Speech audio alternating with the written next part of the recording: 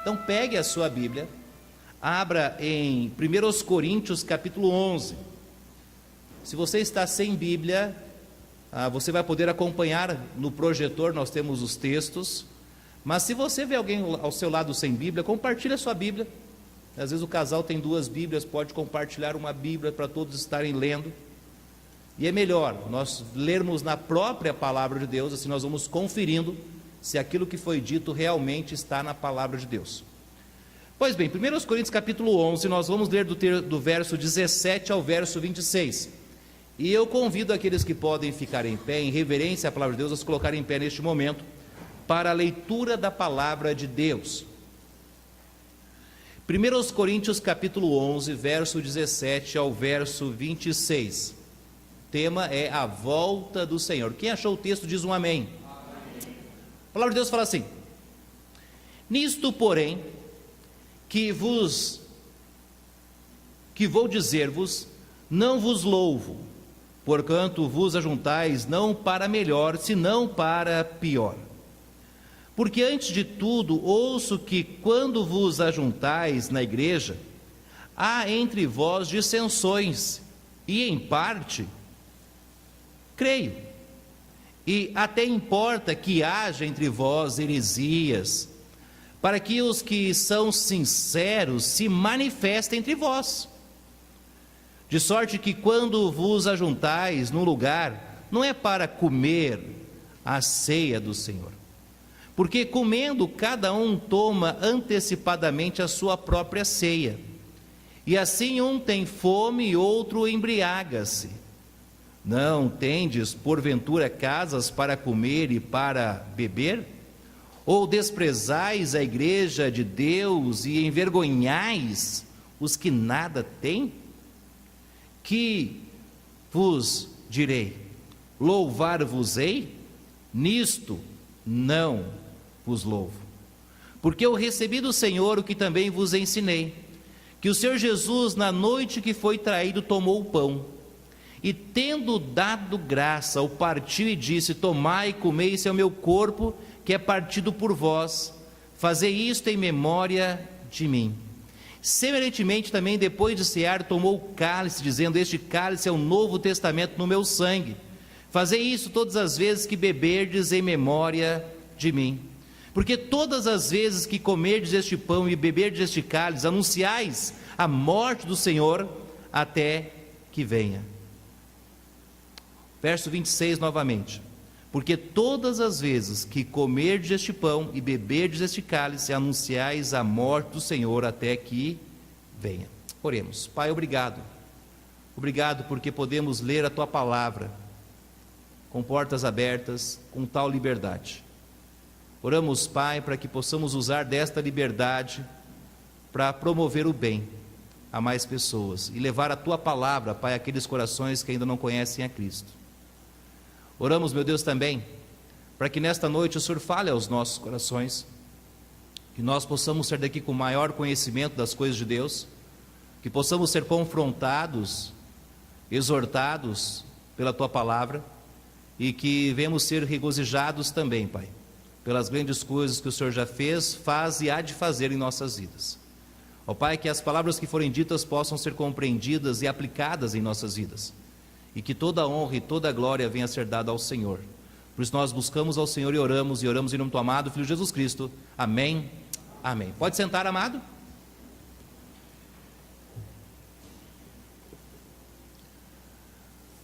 A volta do Senhor. Cristo, antes de sua morte, Ele nos deixa 2 ordenanças para serem obedecidas. A primeira delas é o batismo. E nós até falamos, quando José estava aqui à frente, que nós não batizamos criança, explicamos o motivo, e a Bíblia é clara nisto. E a segunda ordenança é a ceia do Senhor. E quando nós falamos na primeira ordenança, sendo o batismo, é porque o batismo está diretamente ligado à salvação. Não que o batismo é a causa ou gerador da salvação, mas é a resposta daquele que aceitou Cristo como Salvador. Porque olha só a ordem que Jesus nos dá, e nós vamos compreender a ordem e a função do batismo. Mateus capítulo 28, verso 19 nos diz: portanto, ide e fazei discípulos de todas as nações. Primeiro passo, fazer discípulos. Segundo passo, após compreenderem e entenderem sobre os ensinamentos de Cristo, ele fala: batizando-os em nome do Pai, do Filho e do Espírito Santo. Então, o batismo é uma resposta da aceitação. Já a ceia do Senhor nos faz lembrar do sofrimento, nos faz lembrar da cruz. A ceia do Senhor nos faz lembrar da morte, nos faz lembrar de todo o sofrimento que Cristo teve para nos dar a vida eterna e a salvação e nos salvar dos pecados. E Jesus anunciou isto tudo antes dele morrer, antes dele subir a cruz, quando ele estava distribuindo a ceia aos seus 12 discípulos, os apóstolos. Ele então instruiu tudo o que iria acontecer em relação à sua morte. E Mateus capítulo 26, verso 26 a 28 nos fala sobre isto. E quando comiam, Jesus tomou o pão e, abençoando-o, o partiu e o deu aos discípulos e disse: tomai, comei, isso é o meu corpo. E tomando o cálice, dando graças, deu-lhe dizendo: bebei dele, diga alguém, todos os discípulos, porque isto é o meu sangue, o sangue do Novo Testamento, porque houve anulação do velho, não, houve o cumprimento do Velho Testamento, que é derramado por muitos para a remissão dos pecados. Então o batismo nos faz lembrar do que nós fizemos em relação a Jesus Cristo. Já a ceia do Senhor nos faz lembrar o que Cristo fez por nós. Nós não ficamos nos batizando todos os meses para lembrar que nós aceitamos Cristo como Salvador, mas nós participamos da ceia do Senhor todos os meses para lembrarmos o que Cristo fez por nós na cruz. E já notaram que nós, seres humanos, temos facilidade de esquecer? E parece que os homens, ainda bem que não escutei nenhum amém aqui no meio, têm uma facilidade ainda maior de esquecer das coisas. E as mulheres e as esposas falam assim: mas eu falei! E nós homens dizemos: mas eu não escutei. E elas nos dizem: nós vamos ter que andar com um gravadorzinho, vou ter que anotar, fazer você assinar embaixo que você escutou o que eu falei. Nós, seres humanos, temos facilidade de esquecer, e para não esquecermos, a ordenança do batismo foi nos deixada, mas também para ficarmos relembrando, martelando, a ceia do Senhor foi nos deixada, para lembrarmos do sacrifício de Cristo na cruz, o que nos gerou a salvação, e para que possamos também lembrar da esperança, porque foi quando Cristo falou da ceia que Ele nos deixou a esperança. E esta promessa foi repetida por Paulo. Nós lemos agora, verso 26, 1 Coríntios 11, que fala: porque todas as vezes que comerdes este pão e beberdes este cálice, anunciais a morte do... vírgula, até que venha. Ele vai voltar. Pastor, me responda, em que ano nós estamos vivendo? 2018. Depois de Cristo ou antes de Cristo? Eu gosto disto, porque até o maior ateu, quando vai datar algo, ele tem que marcar antes de Cristo ou depois de Cristo. Está registrado.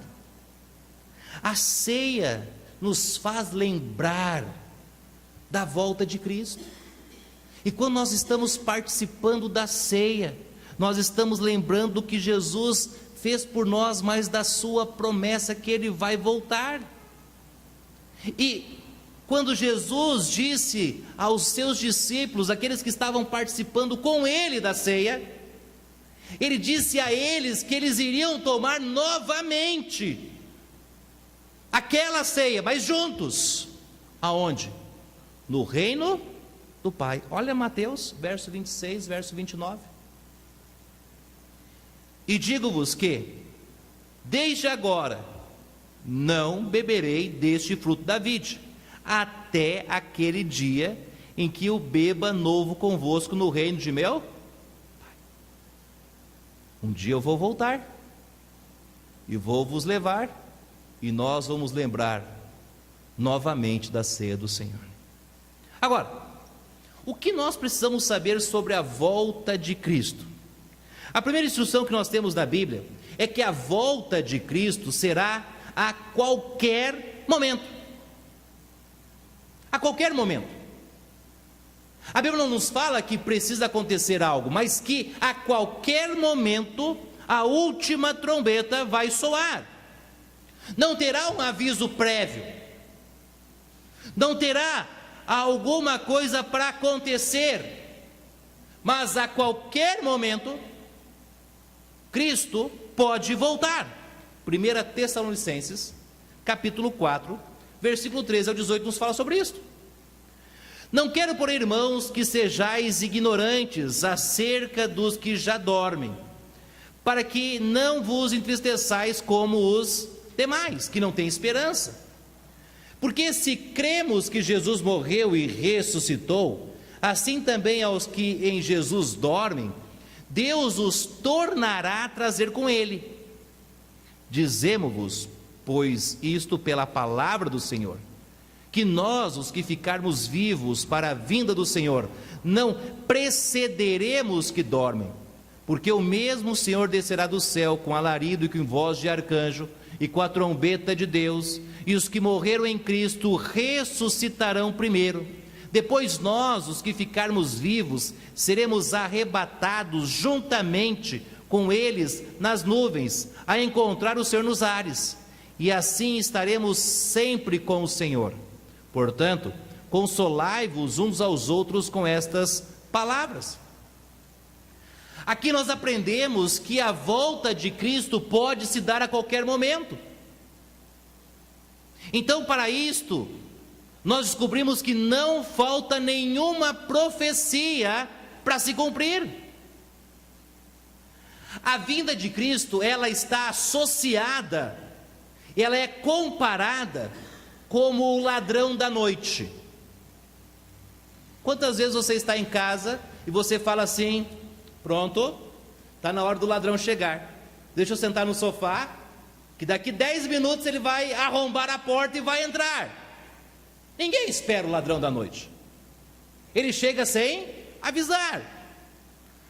Assim é comparada a volta de Cristo. Olha 1 Tessalonicenses capítulo 5, verso 1 e 2. Mas, irmãos, acerca dos tempos e das estações, não necessitais de que vos escreva, porque vós mesmo muito bem, sabeis muito bem, que o dia do Senhor virá como o ladrão da noite. Paulo nos fala que sobre as estações do ano, nós não precisamos mais informações. Nós sabemos muito bem quando é verão, sabemos muito bem quando é inverno, sabemos quando é o outono e a primavera. Não há dúvida sobre isto. Todos entendem muito bem sobre isto. Agora, Paulo está falando também aos cristãos de Tessalônica. Ele fala: irmãos de Tessalônica, sobre a volta de Cristo, eu sei que vocês estão bem instruídos, que vocês sabem que não falta nenhuma profecia para se cumprir, que a volta de Cristo pode se dar a qualquer momento. A vinda de Cristo não é uma consequência de profecias. Não precisa haver o alarme tocar, não precisa a cerca ser cortada, não precisa haver barulhos de pegadas para que o ladrão chegue. Ele vai chegar de repente. Assim é a vinda de Cristo. E aqui, amados, nós precisamos fazer uma distinção entre a vinda de Cristo para buscar a igreja, que se dará no céu, e a volta de Cristo após a tribulação, que se dará quando colocar os seus pés para reinar neste mundo. A vinda de Cristo, que nós estamos falando, se dará onde Ele vai arrebatar os salvos, aquelas pessoas que o recebem como seu Salvador. Após esse período, a Bíblia nos fala que vai ter 7 anos de tribulação. Após esses 7 anos, Jesus vai vir para colocar um ponto final ao sofrimento, e vai haver um reino de 1000 anos sobre esta terra. Então nós precisamos fazer distinção entre essas duas vindas. A primeira vinda nos ares, primeira parte dela, não há nenhuma profecia para se cumprir. Agora, a segunda vinda, quando Cristo vai colocar os seus pés na terra, nós temos pelo menos 7 anos de profecias para se cumprir. A tribulação, o livro de Apocalipse, final do livro de Daniel, Mateus 24, e muitas outras coisas que Jesus nos disse. Quando eu era jovem, e não faz muito tempo isso, eu participava do time de atletismo da escola, embora não pareça. Eu era magrinho na época. E nós fazíamos parte do time de atletismo. E quando nós íamos ter uma competição, nós tínhamos um aviso prévio. No dia tal, do mês tal, tal hora, nós vamos ter a competição. E quando nós chegávamos na competição, nós já tínhamos treinado durante aqueles meses para a competição.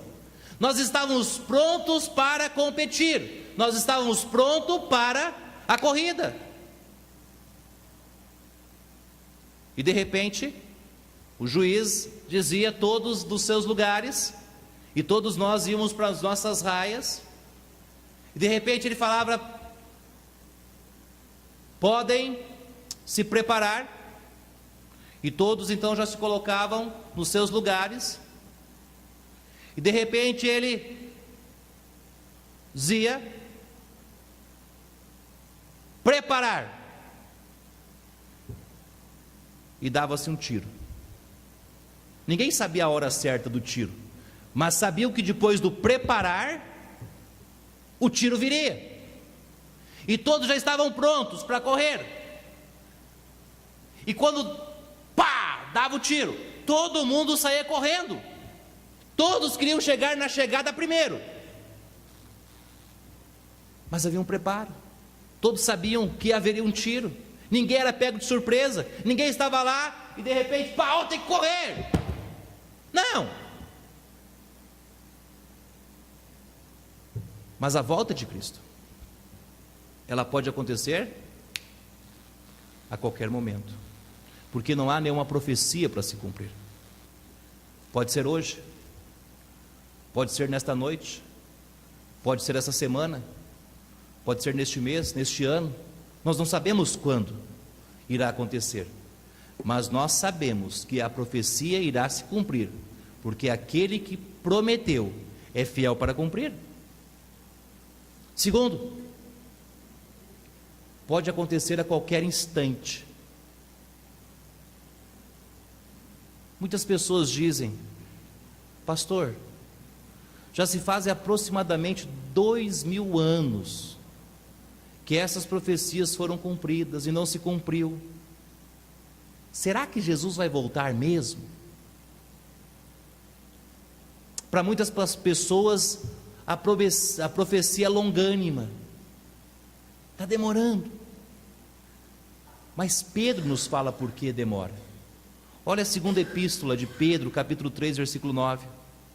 O Senhor não retarda a sua promessa, ainda que alguns a têm por tardia. Está demorando, mas é longânimo para conosco, não querendo que alguns se percam, senão que todos venham a se arrepender-se. Quantos aqui aceitaram Cristo nos últimos 2 anos? 2 anos? Aqui. Imagina se Jesus tivesse voltado 2 anos atrás. Quantos aqui aceitaram Cristo há 5 anos, 6 anos? Imaginou se Cristo tivesse voltado antes de você aceitar Cristo? 10 anos atrás? 15? 20? Na casa dos 30 para frente? Deixa quieto. Nós não teríamos sido salvos. Mas com certeza você tem um colega, um amigo, um parente, uma mãe, um pai, um filho que ainda não se encontraram com Cristo. Eu não estou falando de religião, não estou falando de igreja, estou falando de salvação. Que se Cristo tivesse voltado já ou voltasse hoje, eles estariam indo para o inferno.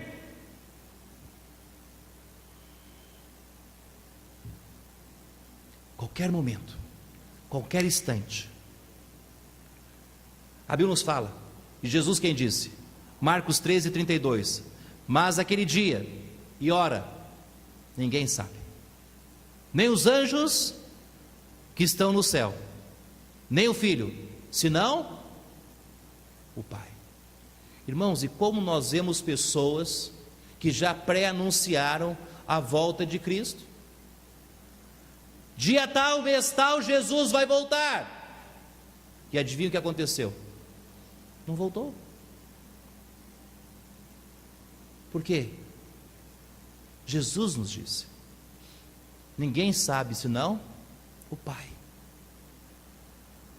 E amém por isto, porque se os homens, na sua crueldade e na sua ganância, soubessem o dia em que Jesus voltasse, é capaz de quererem tirar vantagens disto. E amém disto. A volta de Cristo pode se dar a qualquer momento.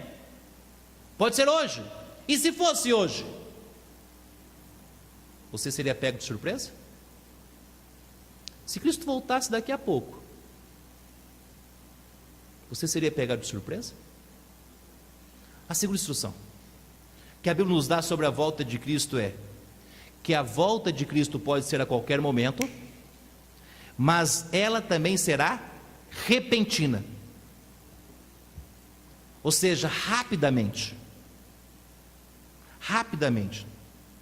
Isso quer dizer que nós não teremos tempo para fazer nada.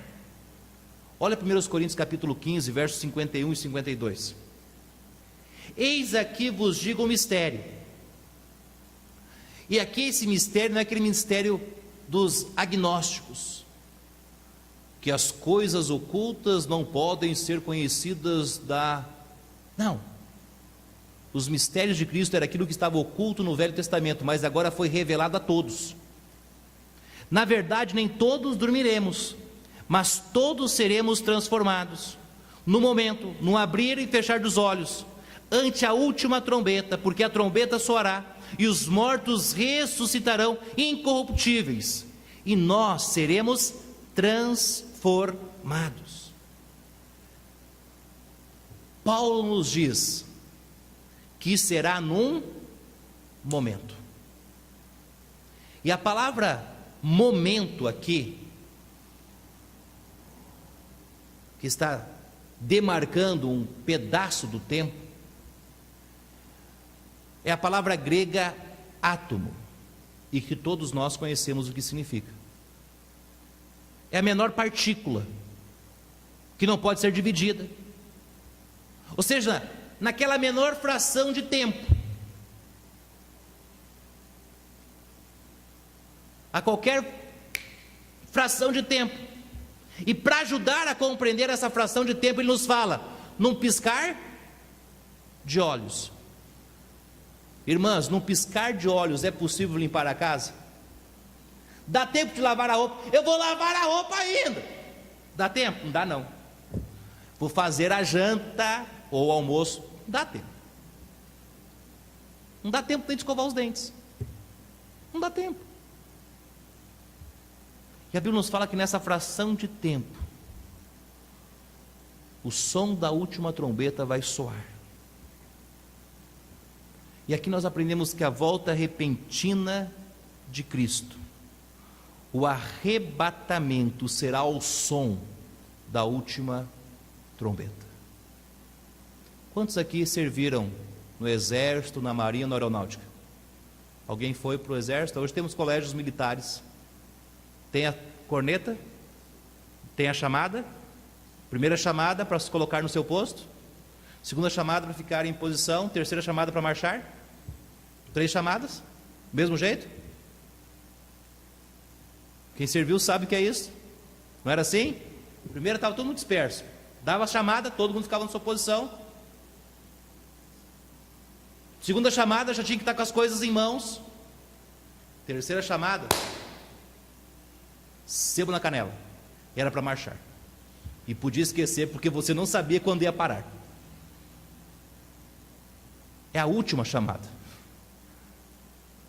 A chamada para se preparar já foi dada. Cristo disse que era para nós estarmos prontos, porque a última chamada vai tocar, e a chamada é para nos arrebatar, para nos levar para o céu. É isso que Ele está nos falando. O que Deus quer é que nós entendamos que isto vai acontecer numa fração muito pequena de tempo, e esta fração pequena de tempo é que os nossos corpos serão transformados na volta de Cristo. E quando Jesus alerta os seus discípulos, os futuros apóstolos, sobre a sua vinda, olha o que ele fala em Mateus 24, 42, vigiai, pois, porque não sabeis a que hora há de vir o vosso Senhor. Que hora que Ele vai vir? Ninguém sabe, mas o que nós precisamos fazer? Estar vigiando. Olha o verso 44 também, por isso estai vós apercebidos também,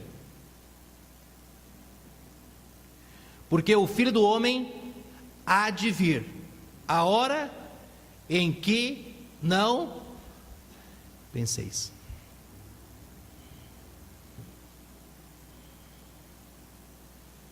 Já entraram de trem? De metrô?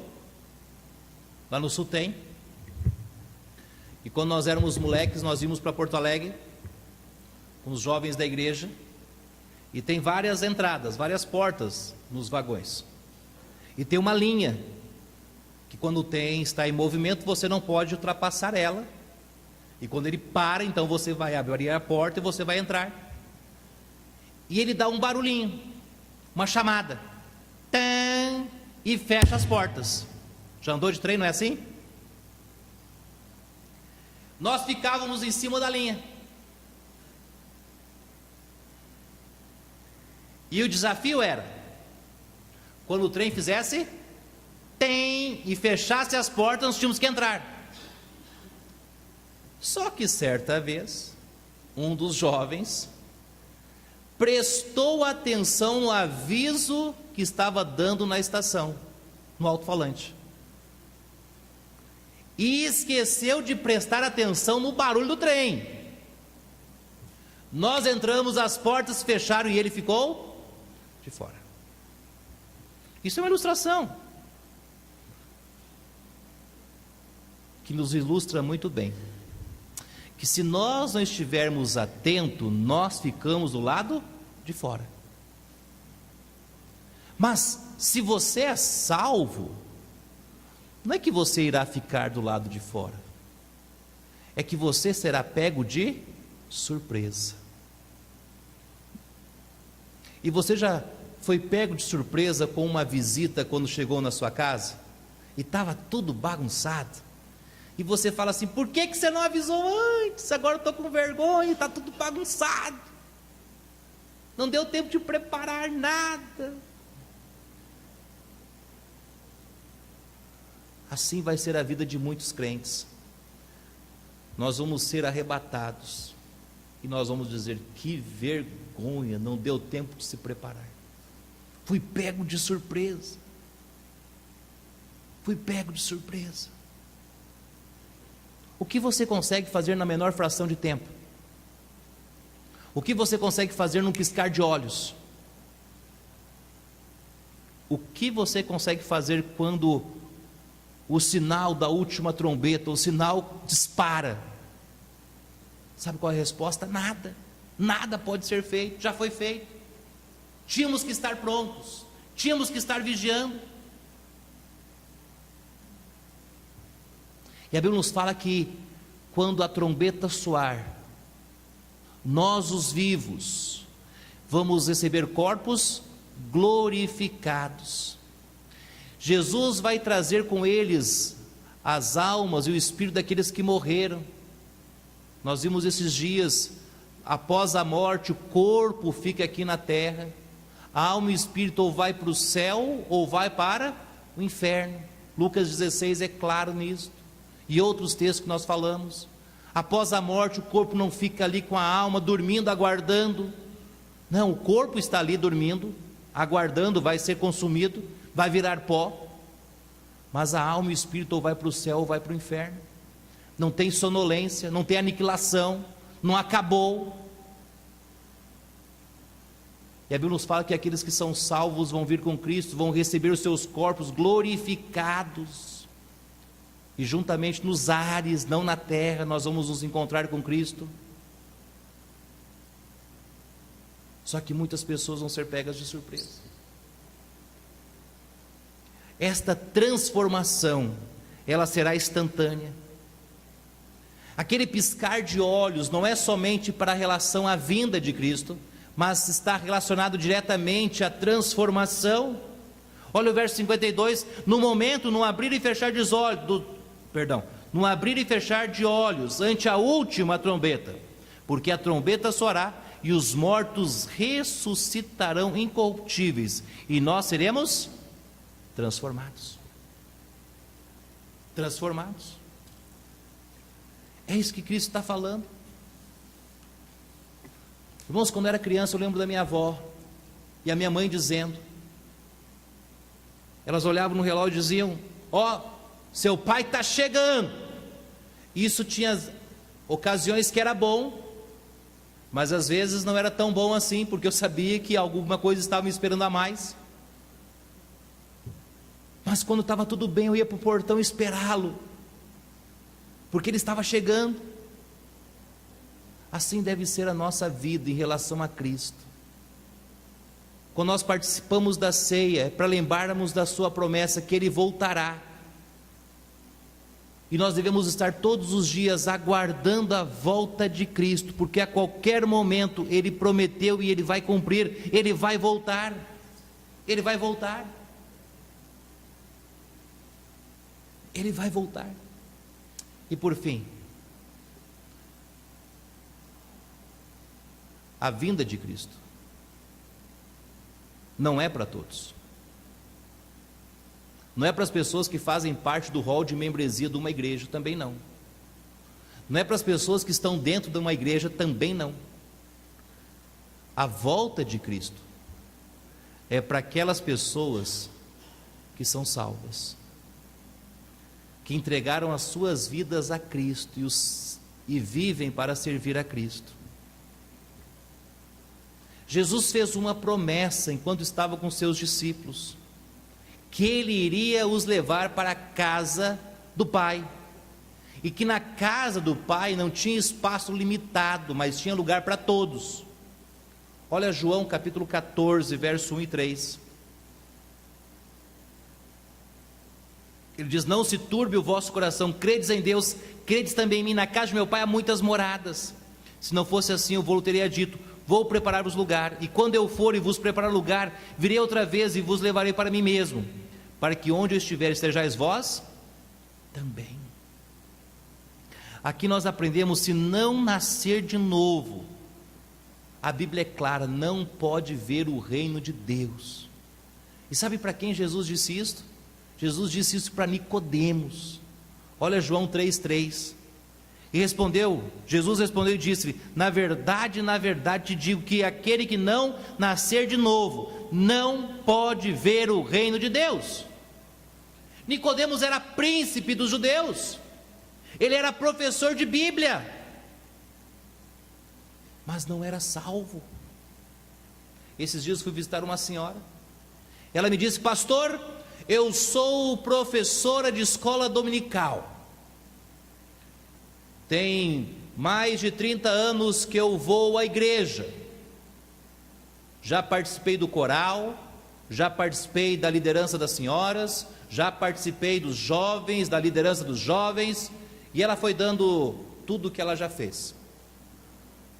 E no final eu disse para ela: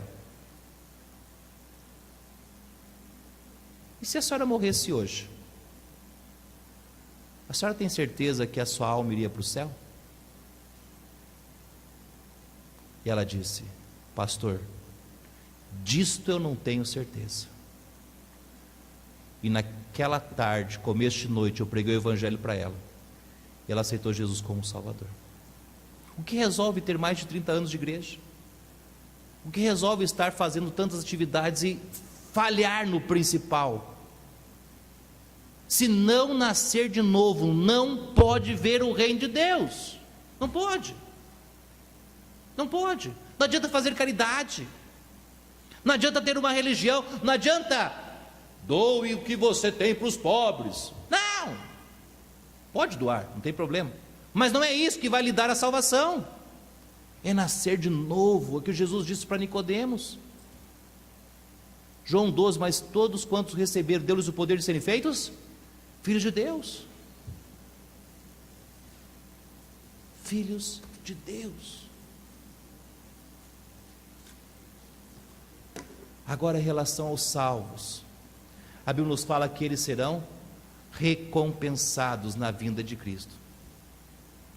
A Bíblia nos fala que todos os salvos serão arrebatados, e nós vimos isto. Mas nem todos os salvos serão recompensados com a volta de Cristo, porque nem todos estão aguardando a volta de Cristo, e somente aqueles que aguardam a volta de Cristo irão receber uma das coroas, a coroa da justiça, que é dada àqueles que aguardam a volta de Cristo. Olha 2 Timóteo 4,8: desde agora a coroa da justiça me está aguardada, a qual o Senhor justo juiz me dará naquele dia, e não somente a mim. O bom das coisas com Deus é que todos podem participar, não um grupo seleto, mas todos podem fazer parte, mas também a todos os que amam a sua vinda. Irmãos, uma coroa que eu quero é esta. Que Deus nunca tire do meu coração o desejo e o aguardo da volta de Cristo, e que você possa também ter essa coroa. Todos nós podemos, porque quando participamos da ceia do Senhor, nós estamos dizendo: Jesus vai voltar. Nós precisamos estar preparados, prontos. Eu tinha um professor de seminário que dizia: todos nós devemos viver a nossa vida como se Cristo voltasse hoje, mas devemos trabalhar como que se ele ainda fosse demorar. Vivemos a vida como se ele fosse vir hoje, mas trabalhamos como se ele fosse demorar. Concluindo, a volta de Cristo é uma certeza para os crentes. E aos crentes Jesus disse, verso 14 de João, capítulo 14, o verso 1 de João: não se turbe o vosso coração, credes em Deus, credes também em mim. O que Jesus está dizendo é que nós não devemos ficar preocupados, ansiosos, inquietos com as coisas deste mundo. Ele sabia que com o passar do tempo, a sociedade, de um modo geral, ela iria ter problemas com as ansiedades, com a inquietação, com a preocupação. Os irmãos já notaram, não sei se todos têm acesso ao WhatsApp. Não é gostoso, não é bom? Você resolve tanta coisa. Às vezes você manda uma mensagem e a pessoa do outro lado recebe, demora um pouquinho, ela te manda a resposta, e você resolve a coisa sem precisar conversar com ela, sem ligar para ela. É rapidinho, e você resolve o problema. Você manda uma mensagem, e ela então até o meio-dia escuta a mensagem, depois ela te responde na parte da tarde. no tempo que um outro pode acessar, resolve o problema, é rápido. Mas também tem as redes sociais, e isso tem se tornado um problema, porque muitas vezes nós estamos num grupinho, e era para nós estarmos aqui, e de repente a metade do grupo está com o celular, em vez de estar aqui, está lá, tentando estar em 2 lugares ao mesmo tempo, está inquieto, está preocupado, está ansioso. Pessoas ansiosas, será que eu vou trabalhar amanhã? O que eu vou fazer amanhã? Eu tenho uma conta para pagar, será que eu vou ter dinheiro? Ansiedade. A Bíblia também nos fala que nós não devemos ficar preocupados com aquelas pessoas que morreram, porque se morreram com Cristo, há uma promessa, e qual é a promessa? Que eles irão ressuscitar e nós vamos vê-los novamente. Ora, 1 Tessalonicenses 4,13, não quero, porém, irmãos, que sejais ignorantes acerca dos que dormem, dos que morreram em Cristo, para que não vos entristeçais como os demais não têm esperança. Nós temos uma esperança. Jesus prometeu voltar e ressuscitar, dar corpos glorificados aos mortos, e nós vamos habitar para sempre com Cristo. E quando nós estamos participando da ceia, nós estamos lembrando disto. E a volta de Cristo é o que nos consola, porque quando nós olhamos para as coisas deste mundo, nós vamos que o mundo vai de mal a pior. No mundo nós só temos aflições, lutas. Há pessoas que pensam, e não tem problema pensarem nisto, não, pastor, agora nós vamos escolher um presidente tal, e esse presidente tal vai ser o melhor do mundo, e vai resolver todos os problemas. Não te engane, não te iluda, não vai resolver nada. E algumas pessoas me falam assim, pastor, em quem eu voto? Eu digo, escolha o teu, o problema é teu, eu escolho o meu, cada um vai ser culpado pelo seu, não quero ser cúmplice do teu erro. Mas a inquietação, a preocupação, mas o nosso consolo não está nas coisas deste mundo, o nosso consolo está nas coisas eternas. 1 Tessalonicenses 4,18 diz, portanto consolai-vos uns aos outros com estas palavras.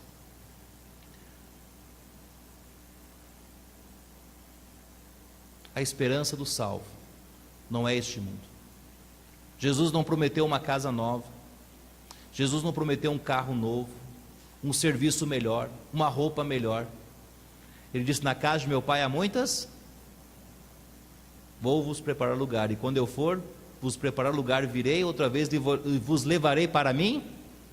Esta é a promessa, esta é a promessa. A promessa é o céu, essa é a promessa. Todos nós temos algumas certezas, e uma das maiores certezas que todos os homens têm é a morte. Um dia todos nós vamos morrer, nós não sabemos quando, mas nós temos uma outra certeza registrada na Bíblia, a volta de Cristo. E a pergunta é, você está preparado? Se Jesus voltasse hoje, você estaria preparado? Você ficaria? Ou você seria arrebatado? Vamos orar. Pai, obrigado pela Tua palavra, que é viva, eficaz e capaz de falar aos nossos corações.